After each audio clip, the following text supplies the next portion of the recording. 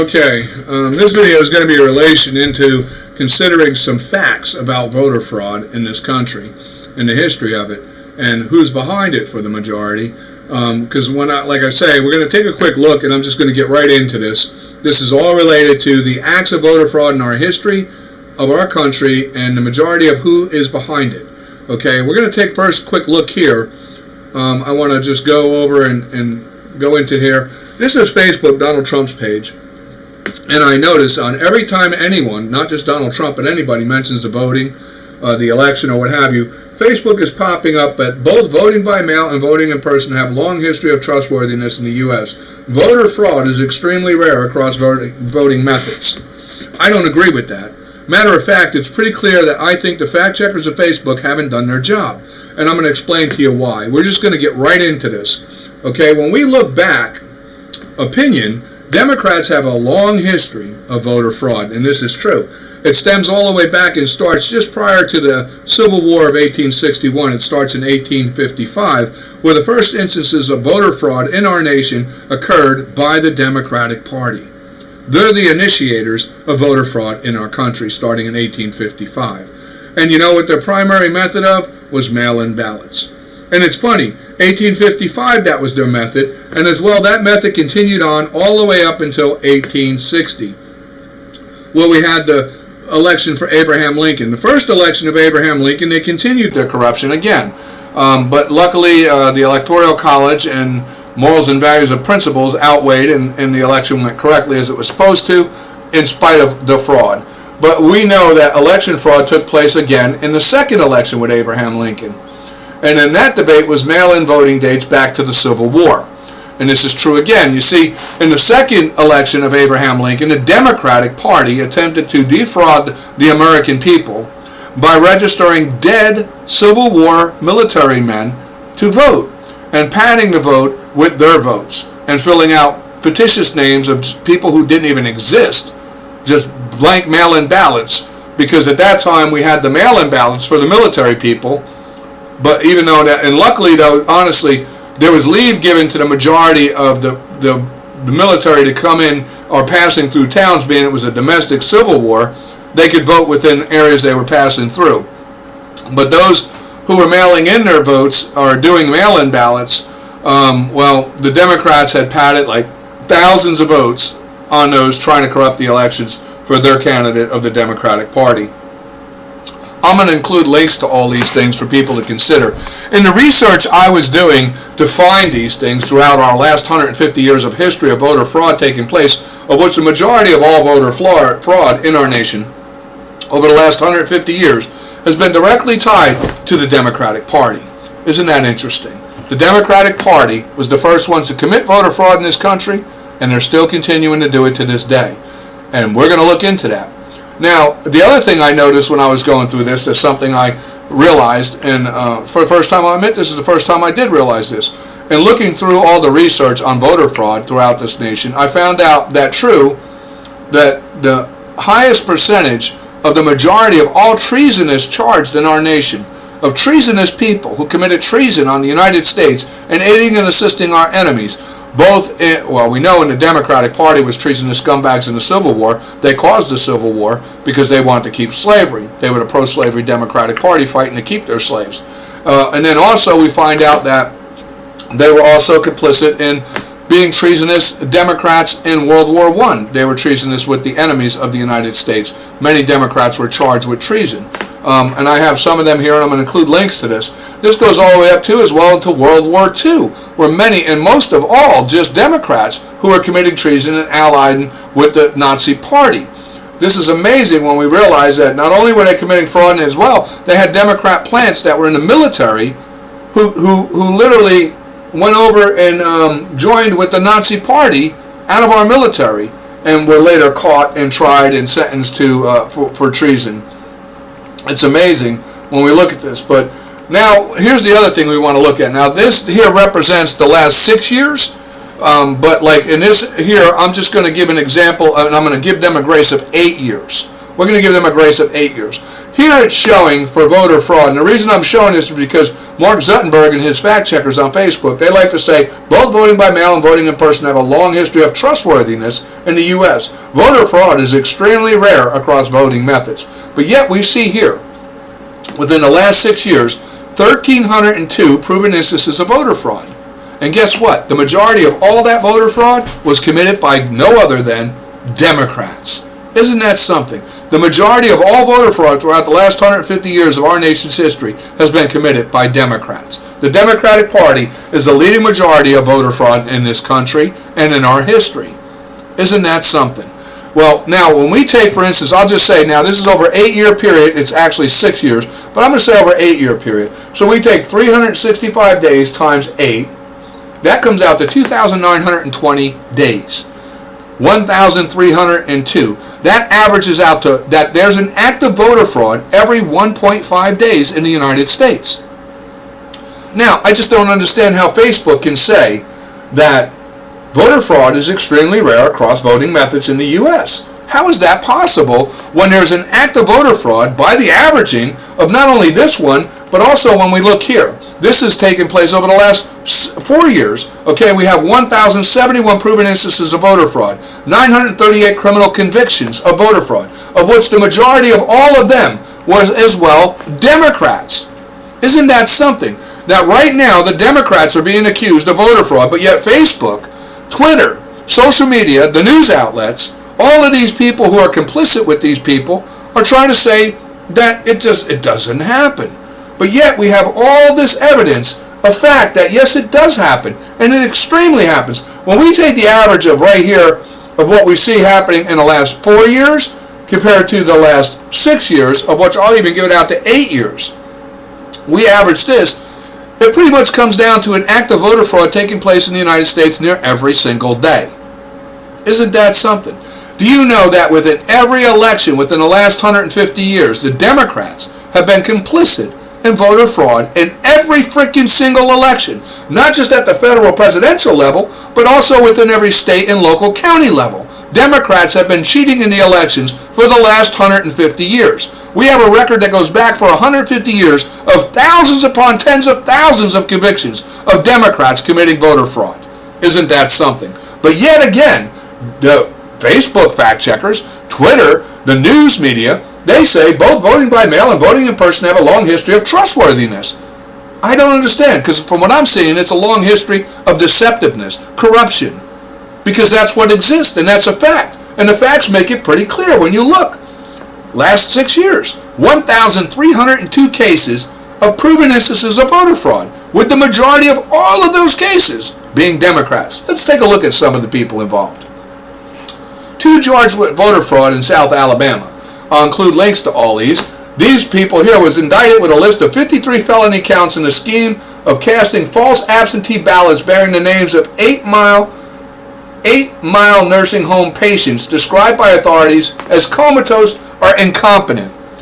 Pay attention, people, because this is something you need to understand. Whistleblower word is on the street with the Democrats who have some morals and values that what they have been doing is using the Social Security disability and Medicaid disability list of people in convalescent hospitals, nursing homes, and hospitals itself are bedridden at home. They know these people. They have the list through the Medicaid Social Security disability records to be able to get their names, their Social Security number, their place of an address, and whatever. And they've been registering literally tens of thousands of these people without their knowledge and then voting for them. So just like they did here, and this here was a runoff in the 2006 election, and mind you, this was all done by Democrats. Yeah, this whole thing was done by Democrats. And then it goes on.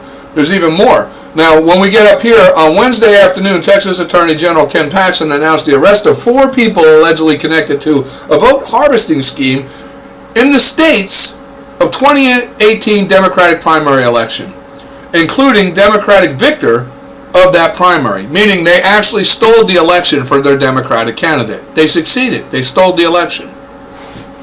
And they were arrested. There was 134 different felony charges of election fraud and ballot tampering by the Democrats in this election. I don't know, Mark Zuckerberg. It doesn't seem like it's a rarity to me. Let's continue on here. Here we have the top Republican, including President, bringing up claims of fraud involving voters by mail indictments announced Thursday against a Democratic county commissioner in East Texas appears to bolster those accusations. The Office of Texas Attorney General Ken Paxton announced 134 felony charges were filed against Craig County Commissioner Sharon Brown and 3 co-defendants in connection to an alleged vote harvesting scheme involving Democratic primaries in the 2018 elections, just 2 years ago. Isn't that something? 134 felony charges for voter fraud, again, involving Democrats. Doesn't seem like much of a rarity. I mean, this is just 2 years ago, in that election.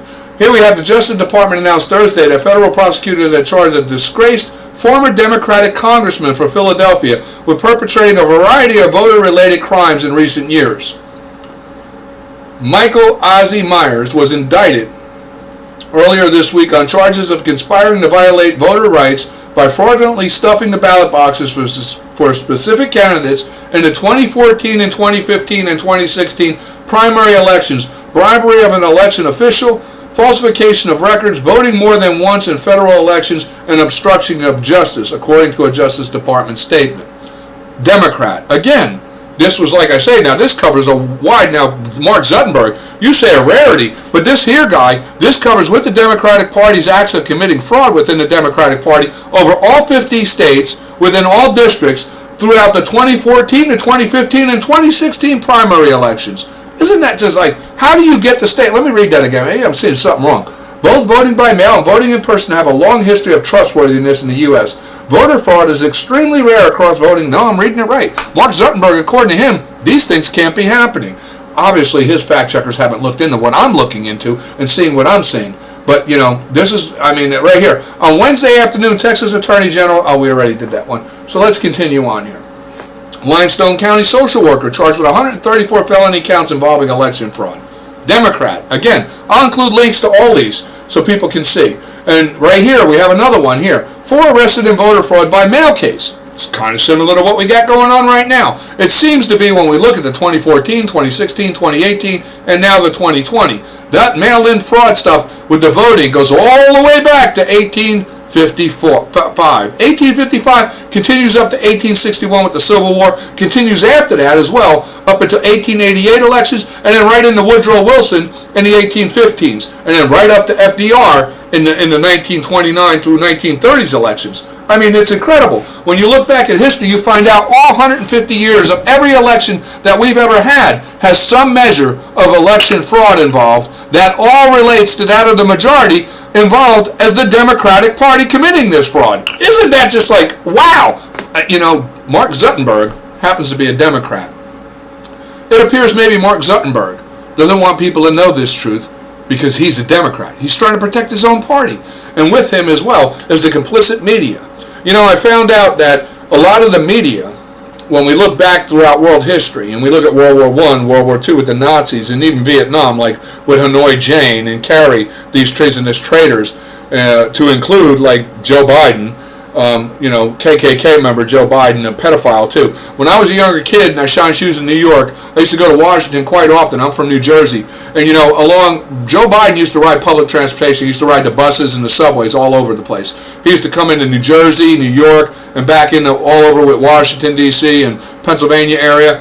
And you know what they called Joe Biden back then? The transit pedophile. I couldn't believe when Obama ran in 2008 that he had this guy as a VP, because I remembered as a kid hearing about him, they called him the transit pedophile. Disgraceful what we have allowed in this country. But anyway, 4 arrested in voter fraud by mail case.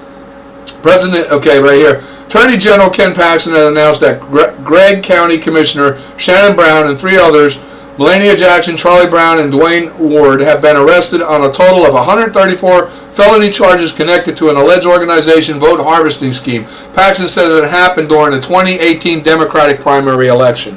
Isn't that something? Democrats again. The 2018 election. So, we just covered just here in a brief thing of what I'll include these links, the 2014, the 2016, the 2018, and now we're in the 2020. All those past elections had the majority of all cases of voter fraud related to that of Democrats committing this fraud.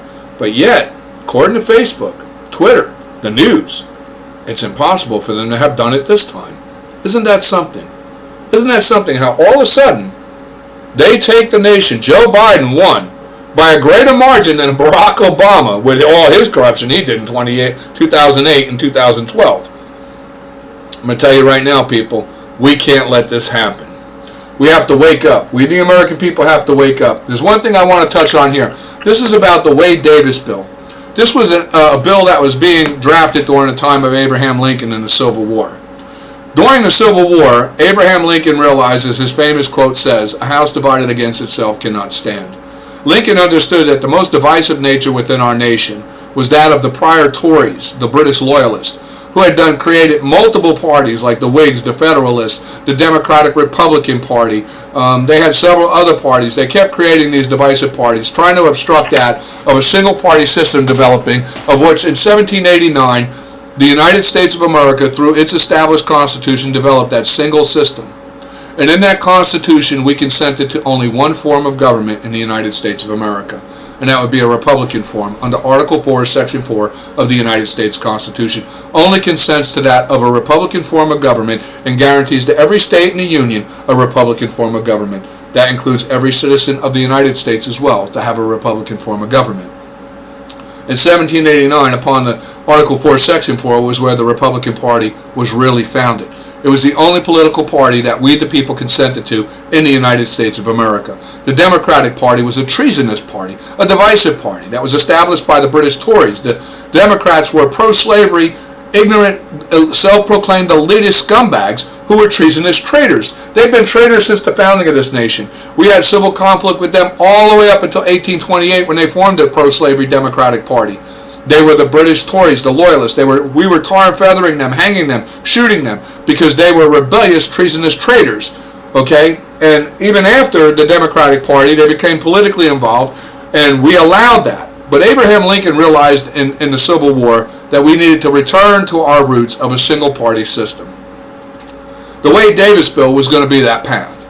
The only problem was that when they first brought the Wade Davis bill to Abraham Lincoln, he did not feel it had strong enough language to ensure that the Democratic Party would be permanently dissolved and banned from rising in this nation again. And he wanted it more stronger language put into that. But before that bill was to be drafted and edited back to where it would ensure that the Democratic Party could never rise in this nation again, they assassinated Abraham Lincoln. The biggest mistake Abraham Lincoln made was that he had Andrew Johnson as his vice president. Andrew Johnson was said to be of the so-called Democratic Republican Party, if such a thing can exist. He was a treasonous, no-good scumbag, Andrew Johnson. He was the father of rhinos. He was no real Republican. He was a Democrat. And upon Andrew Johnson, and when they killed Abraham Lincoln becoming president, he went ahead and pardoned all the Confederate generals and military men, including the Democratic Party's Confederate slave states president, Jefferson Davis, and he let them out of prison. He restored the citizens of the Democratic Party's right to vote, and he allowed for the political party of the Democratic Party to retake position in the House and the Senate of our government. Andrew Johnson faced more than several accounts of attempted to impeach him and more than several threats of hanging for his treasonous acts. People were fed up with the war. Things progressed. We had hoped that this would eventually fade and that things would stay. We had a long run of Republican Party for a long time, but clearly the Democrats didn't give up. We found in the late 1800s another where they started again with the corrupt elections and they got a Democrat elected. That didn't last very long, one term, and then we went back to Republicans. But up until the early 1900s, again with Woodrow Wilson, they started to corrupt the elections again. And that corruption fled and led right into mass corruptions of which they nearly did exactly what they're doing right now. They went and they attempted to destroy the economy. And with allies of those with them in World War II of the Nazi Party, the Islamic regimes who were part of the Nazi Party, the same allies who exist right now in the Democratic Party, then in World War II, starting in 1930, put our nation and the world into a mass depression. Hitler took over as Chancellor of Germany of the Nazi Party in 1933. 1934, FDR allowed for the Nation of Islam to come into the United States of America and build its first mosque. The plan was established with a man named Fard. Fard would establish the Nation of Islam to create a racial divide between the white Republicans and black Republicans in America. They succeeded. This led all the way up into the oppressions that led into the 1950s and 60s, with what would become the Civil Rights Bill. For the last 50 years, the Democrats have been deteriorating their controlled areas, trapping the minorities and immigrants within their Democratic-controlled ghettos. They have been corrupting the elections, and we know, all of us today, of which I know many people right now, who from back in 2000 and even prior, going back into the late 80s, who with George Bush Sr., today cannot look me in the eyes because I said back then the man was a rhino. He was a traitor. And the act between Ronald Reagan's attempted assassination kind of reminded me of Abraham Lincoln with Andrew Johnson, and that's exactly what they tried to pull off. And no one can deny those facts today because we see right now where the Bushes are cuddling up with the Clintons and the Democrats. Clearly that was their plan. As you can see, these people never stop. They're up to the same thing they've always been up to, treasonous traitors within. And their allies are that of the enemies of America, as it's always been. And we can't let this happen. We can't. The world is watching right now, and the world sees clearly what's going on. And this is not a test of the American government, because our government is only as strong as their loyalty to our Constitution. As soon as the government breaches and is in contempt of our Constitution, they no longer have the authority to govern. They have no more of our consent to be anything in this nation, and they become nothing but what they are, treasonous traitors. But this test is of us, the American people. This is what the world is looking at right now. This is what China is looking at and what the totalitarian Islamic states are looking at. Are the American people brave enough to stand up and secure their nation? Will they take their place? Or will they allow us to come in through the puppeted government of the Democrats and overthrow their country? That's what we're facing right now. This is what we're up against. Now I know the majority of the American people won't have the courage to do that. I know the majority of the people that we've established in the last 10 years of building many patriot groups and militia groups, that many of those who are part of those groups online are nothing but keyboard warriors. But the real men, the real loyal former military, and that of LEO, who are honorable constitutional officers, as well as existing sheriffs and constitutional police officers today, who are oath keepers and will stand to that. Together, unified, we must take our place and secure our nation. We have most of our military here on home base. We know what's going on. Now, we have a process that has to go forward, I know, with the courts, and it will. We have until December 14th. And after that point, we cannot allow for this to go through. We cannot. Because you know as well as me, if we allow this, one, everything that we believe in is fake. Our military, what would they be fighting for? Fake. Fake constitution, fake rights, fake existence as a fake free people. Really? You think we're gonna allow this to happen?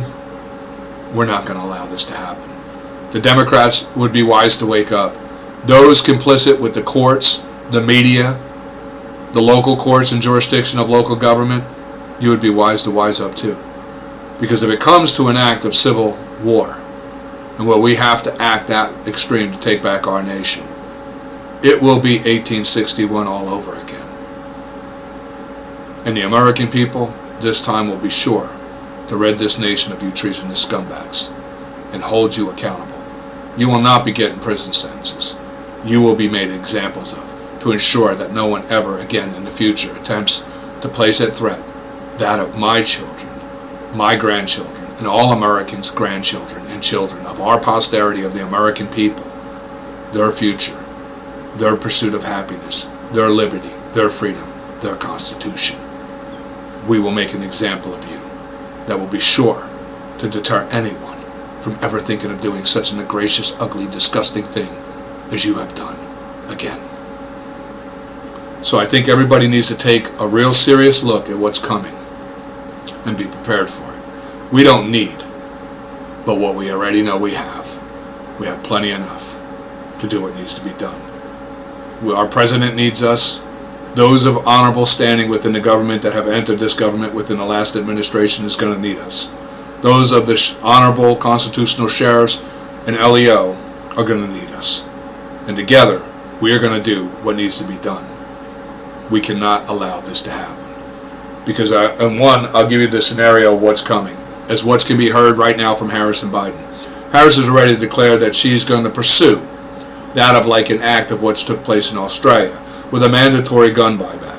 Biden is going to tax the hell out of gun owners and gun shops to the point they go out of business, and there's no place to get ammunition or guns from anyway. Those who have guns will have to probably fall in the line to either that of mandatory buyback, surrender, or what have you.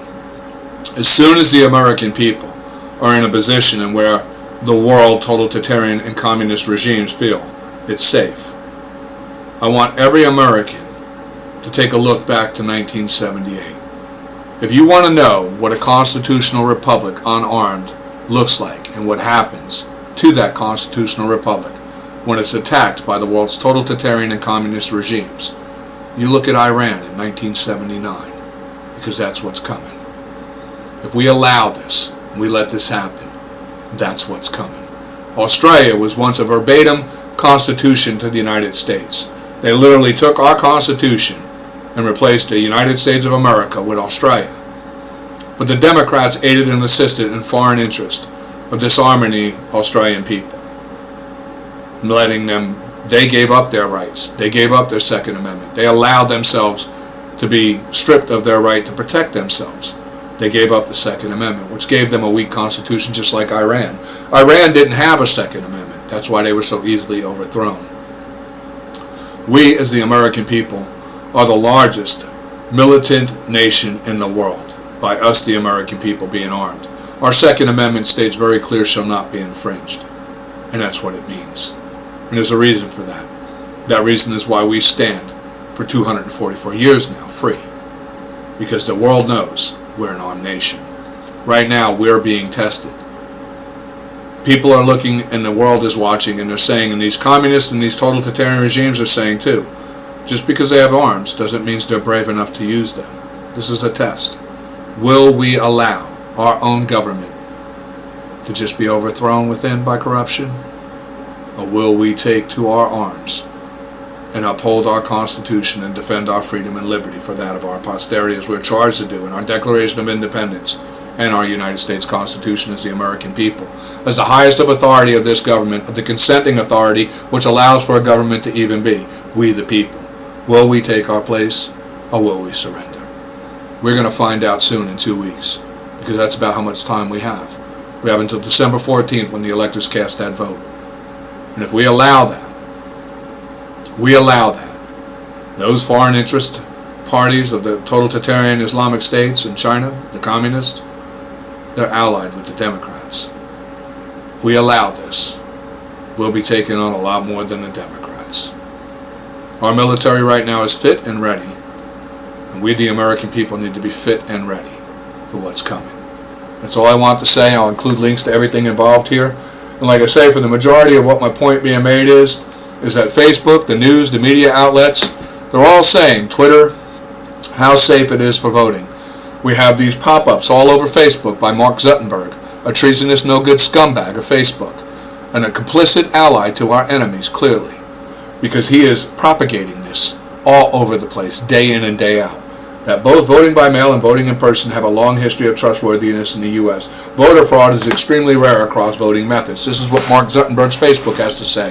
This is what his fact checkers have to say. And mind you, upon the return from the Washington Stop the Steal rally, tens of thousands of Republicans have been suspended off of Facebook, so we have no right to speak our mind on a public network that exists on our public internet that we the people pay for through our government, of which Mark Zuckerberg uses to make his billions. He's restricting us, the Republicans, from speaking our free speech, having our own opinion, while he propagates lies on a goddamn network across our country, stating that U.S. voter fraud is extremely rare across voting methods. But yet I can show, by facts, 1,302 proven instances of voter fraud within the last 6 years. Within the last 4 years, I can show 1,071 proven instances of voter fraud, 938 criminal convictions, all of which the majority involved in committing that fraud was those of the Democratic Party.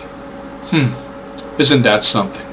But yet, according to Zuckerberg and Facebook, these instances are rare. Can you believe that? Really? Well, that's, like I said, I'm going to leave off with that. Everybody needs to get prepared for what's coming, because we are not giving up our nation. We are not going to allow this corruption to happen. We, the American people, are going to take our place. We're going to secure this nation for our posterity, as we're charged to do, as we're born to do. That's our only thing we're charged to do. We're born with the obligation to preserve this nation, its Constitution, as it was founded, for that of the American posterity, mine and your children, mine and yours grandchildren, the future of this nation. I know that's what I intend to do. I was born a free man. I will die a free man. I will die seeing my children and my grandchildren, knowing they will live with the freedom and liberty of the Constitution protecting them in their pursuit of happiness. When I die, either way, it be by natural causes or fighting for that, I will die believing they will live and they will pass on to generations to come that freedom, liberty, and this Constitution to this great free republic. It will live on forever. God bless America. God bless every true American. Long live the Republic. Thank everybody for their time. I'll include links to everything I posted here for everyone to consider. Again, thank you for your time and watching my video. Have a great day.